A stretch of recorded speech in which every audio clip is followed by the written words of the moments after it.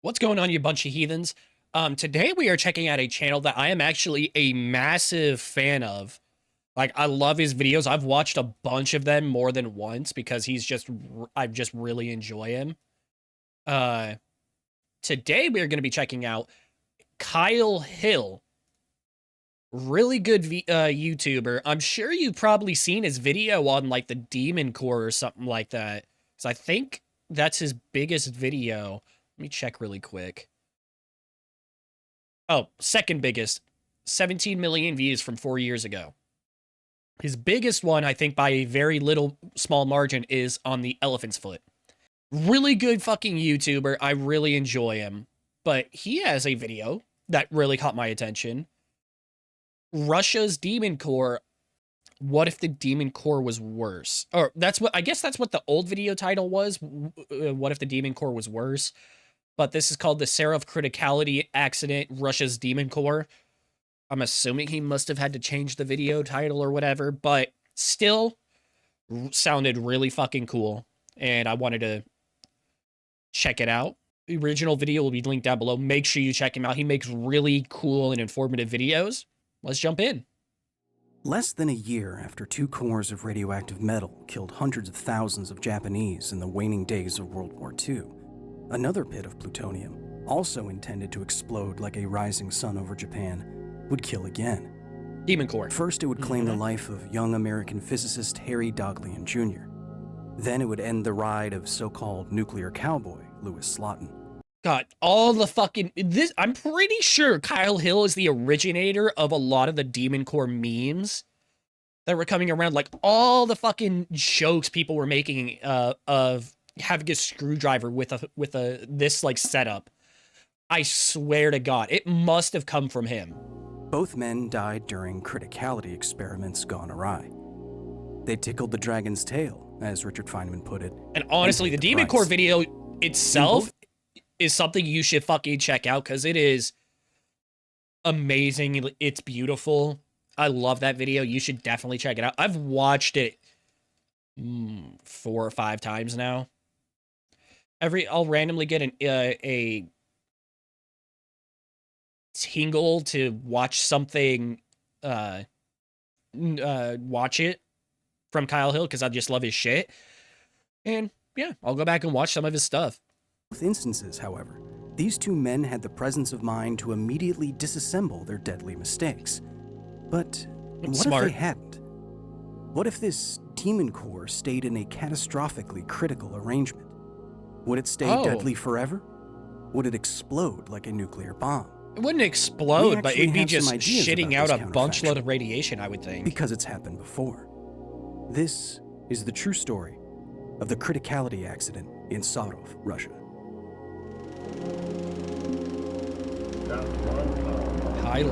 Half-life histories or stories? That's cool. Half-life histories. Is that what the series is called? If this is his new series title, I'm all fucking for it. I love this series that he does. Because I think that Criticality describes the point at which a nuclear chain... Nuclear energy and like whole shit about nuclear is super interesting to me, and I love watching him talk about it. Is self-sustaining. During nuclear fission, it's when each split atom produces just enough neutrons to split at least one additional atom on average. For an operating nuclear reactor, criticality is a good thing. Love that noise. It's where you want to be. Such a cool noise. However, reactors want a certain kind of critical. During a fission event, 2 types of neutrons are produced. Over 99% of them are so-called prompt neutrons, the neutrons produced from the splitting of the atom itself. The second kind of neutron comes from what's left over after the fission, from fission products that emit neutrons much later, sometimes minutes after the reaction. These are the delayed neutrons, and even though they account for only a tiny fraction of the neutrons flying around a nuclear reactor's core, it's these that allow nuclear engineers to control it. If a reactor core is built to only go critical with the help of delayed neutrons, particles that can take minutes to appear, it means that relatively slow mechanical systems like control rods have enough time to adjust criticality. Nuclear reactors are therefore delayed critical assemblies. because prompt critical nuclear reactions happen in just nanoseconds and can't be controlled in the same way, unless you want a catastrophic release of energy. Okay. Prompt quick, delayed slow, pretty much. Okay. Also, another reason why I love watching his videos, he explains it in such a cool way. And really, for my dumbass, he really, like, God, what's the fucking word? He explains it like I'm a simpleton. Because I am. I like that. Nuclear weapons are engineered to be prompt critical, meaning that they use the first neutrons from fission to create as many fission events as possible before the material literally blows itself apart. That's why nuclear weapons engineering is more than just the nuclear material. The timescale for prompt neutrons is so small that a bomb has to create a suitable environment for the nuclear material where an uncontrolled exponential growth of neutrons and energy can actually occur. In a bomb like was dropped on Nagasaki, that was achieved by using conventional explosives to precisely compress a subcritical sphere of plutonium into a prompt critical mass. If the implosion isn't perfectly spherical, material could be ejected or not undergo fission at all, and that means a much less powerful explosion. The fact that this is actually what's inside it, like, everyone expects, like, oh, this, like, everything's part of it. The fact that this is all just shell casing around what it actually is super cool. A lot of good engineering goes into these terrible weapons. Yeah. Implosion or impact isn't the only way to create prompt criticality. In 1945 and 46, Harry Daghlian Jr. and Louis Slotin were seeing how close they could get to the tipping point by placing neutron reflectors around a 6.2 kilogram sphere of plutonium. This, in effect, was like having more fissile material in a smaller space. Neutrons that would be ordinarily lost to space are instead reflected back into the material and are able to create a chain reaction that otherwise wouldn't happen. Daghlian Jr. did this with tungsten carbide bricks. Slotin did it with half spheres of beryllium. When their and a screwdriver. Don't forget about the screwdriver. Men walking, the plutonium core went prompt critical almost instantly. They saw a flash of blue light and felt a wave of heat. They would both die of complications from acute radiation poisoning. In the same hospital. Yeah, that heat is is your cells just screaming out in pain. Attended to by the same nurse. That actually is crazy about that fucking story. The fact that both of them did it like a year separate between each other, both doing the same kind of experiment, both having the same reaction where they both went prompt critical, and both dying in the same hospital, being tended to by the same nurse. That is insane. These were history's most famous criticality accidents. The fact that it was the very same sphere of plutonium, the demon core, in the very same experiment, is why this story is so infamous. It's perfect sci-fi. It also doesn't help that you made a really, really good video on it, buddy. It's like, give yourself some credit. It's physics, the irresistible allure of Pandora's box. But it could have been worse. What if both men didn't immediately fix their errors when they removed the reflectors that initiated prompt criticality? What if instead they both had the totally reasonable reaction of just running out of the room as quickly as possible? Getting the fuck out of there? What would the demon core have done? How would you stop it? How would you fight an awoken dragon spewing blue fire in the next room? Blow open a wall and try to shoot it off, maybe? Am I taking the fucking Russian approach? 1997, 41-year-old Alexander Zakharov was putting together a criticality experiment assembly, as he had done many times before. He was working in Sarov, Russia, the sister city to Los Alamos, and the town where Russia made its first atomic bomb. Oh, the assembly was a highly enriched uranium core surrounding. That's cool. I've never actually heard about. I know almost nothing about the early, or really any, of the nuclear program for the USSR. Most I know about it is like Chernobyl. And that's because Chernobyl's the most famous nuclear disaster in history. That's the only reason I know about it. Well, to be fair, I learned about that afterwards. How I actually know about how I actually know about them is um Call of Duty Modern Warfare. That's how I first heard about Pripyat and Chernobyl. As I'm sure a lot of young men my age learned about it is through that game. And it has been set in stone in our minds ever since then. Surrounded by neutron reflectors, much like the Demon Core. This setup was a little bit more controlled than a screwdriver, however. The top reflector was fixed in place, and the core and bottom reflector could be moved up and down remotely. According to the International Atomic Energy Agency, the operator had successfully performed hundreds of criticality experiments, but like Harry Daghlian Jr. decades before, on this day, he decided to work alone, in violation of safety procedures. Why? The top reflector slipped. There was a flash of light, a wave of heat, and apparently enough energy from prompt criticality to eject the bottom of the apparatus downwards into the bottom of the stand. Oh, so... Alexander... Oh, shit. I didn't think it could actually... Oh, I'm a moron. Oh, fuck. left the room quickly, closed the doors, and found his superiors.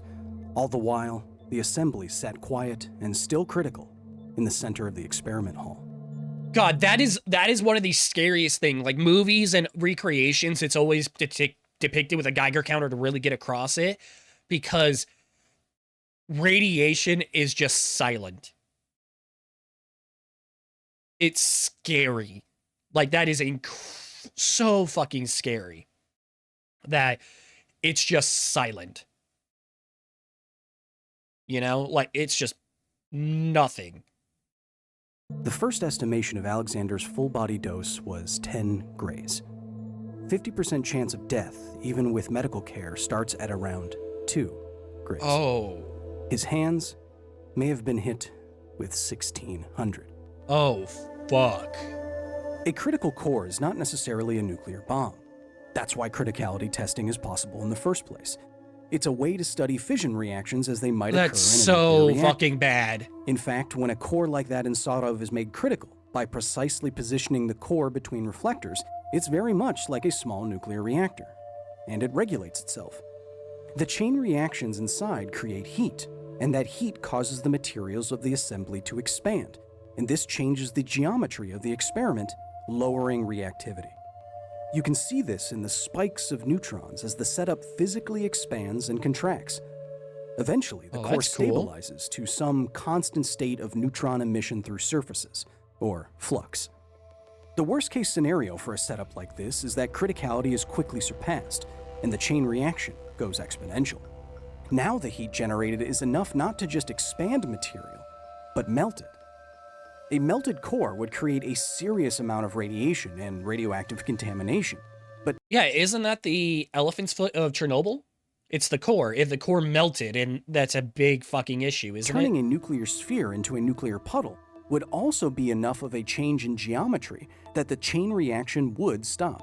It's another kind of failsafe that Sarov planned for, with walls of concrete several meters thick. Oh, damn! Those are fucking thick. A criticality accident is not a nuclear warhead in potentia. That requires taking a subcritical core to supercritical in fractions of a second, and the experiments at Sarov and at Los Alamos in the 1940s simply weren't set up like implosions or guns. Oh, that's good then. Less than 1 hour after the accident, Alexander Zakharov was in a hospital, vomiting. His hands were swollen and turning red. Shit! By the third day, now in a specialized hospital in Moscow, doctors could hear a bubbling sound in his lungs. Cells in his bone marrow were dead. Oh, that's so fucked. Oh, that's so fucked. A bubbling noise in his... Oh, that's horrendous. Fuck. Zakharov died from apparent heart failure just 66 hours after exposure to the critical core in Sarov. At the same time, the core was still there, in that room. Pulsing with a So neutron what are you all flux doing? no one knew how to get near. You can't blow. Okay, so yeah. In my plan of blowing a hole, yeah. So no, it's thick wall, so you can't do that.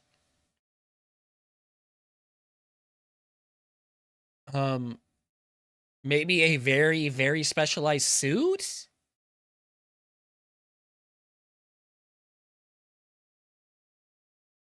Like, I'm talking a suit. No, that probably wouldn't work. So I was gonna say, like, a diving suit made out of lead type shit, but I don't think that would fucking work either. Drill a hole in the concrete? That probably wouldn't work, because that just let the radiation escape out through it. I don't know what you would do. Because of the precise geometries and materials needed, it should be easy enough to stop a critical core. Both Harry Daghlian Jr. and Louis Slotin were able to do so by simply slapping away the offending reflector that killed them. Yeah, but for an he event didn't. like that in 1997, where no one is there to make the ultimate sacrifice, there's... Oh, this happened so far long after. I thought this was like maybe 55, 65 at the latest. No, 97?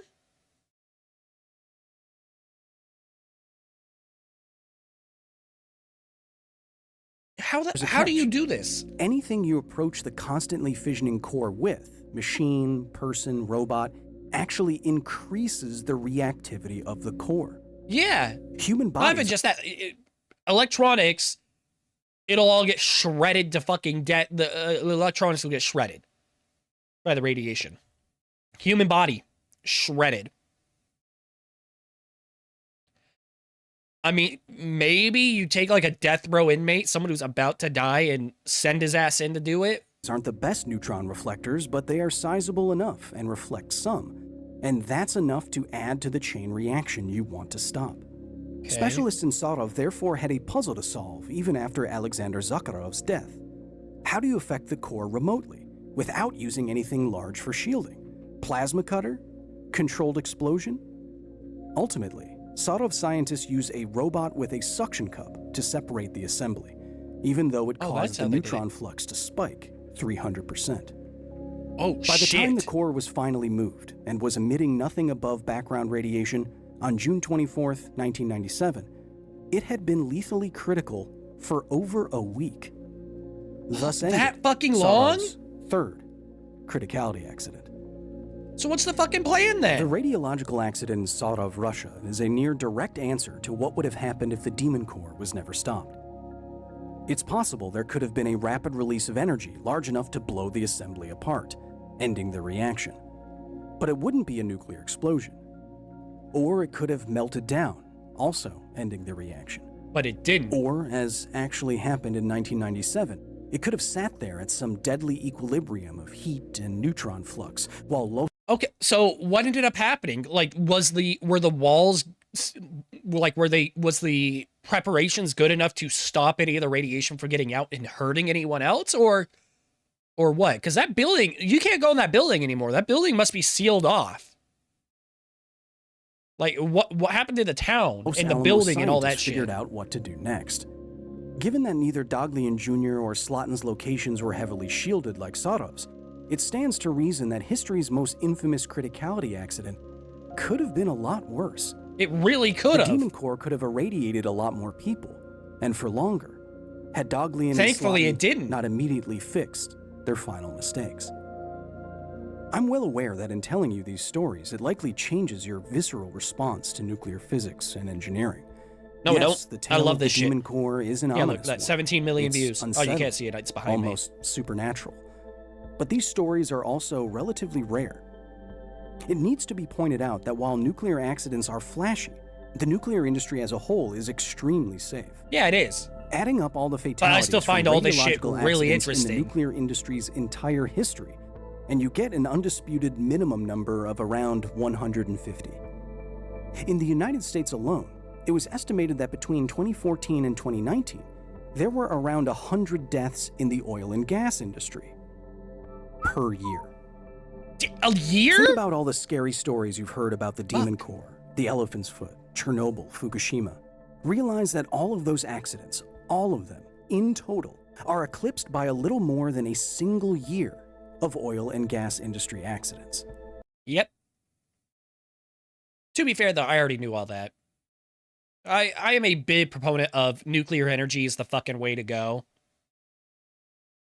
But it's uninformed people who think that every disaster is everyone thinks that every Chernobyl was little more than, like, it wasn't the reactor's fault. It was human. No. It's incredibly fucking rare. Chernobyl was a flawed system that they knew about. It was human error. Human error. Fukushima, a literal act of fucking natural disaster, started it. And it's already better. Better-ish, at least.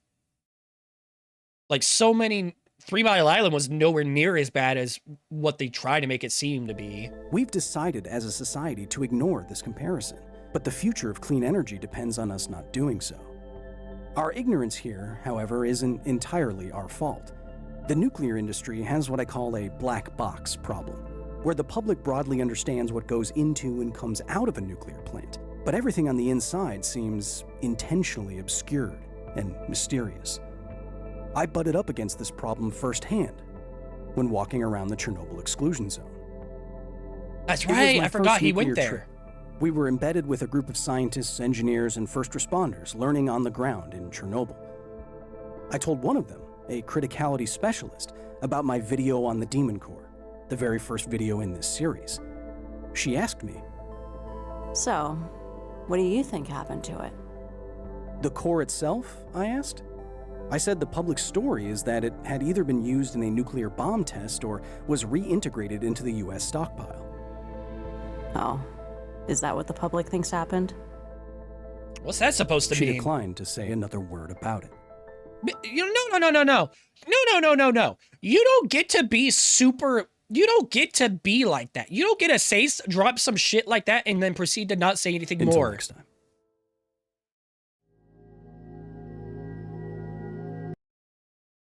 I saw this when I was right before I started this.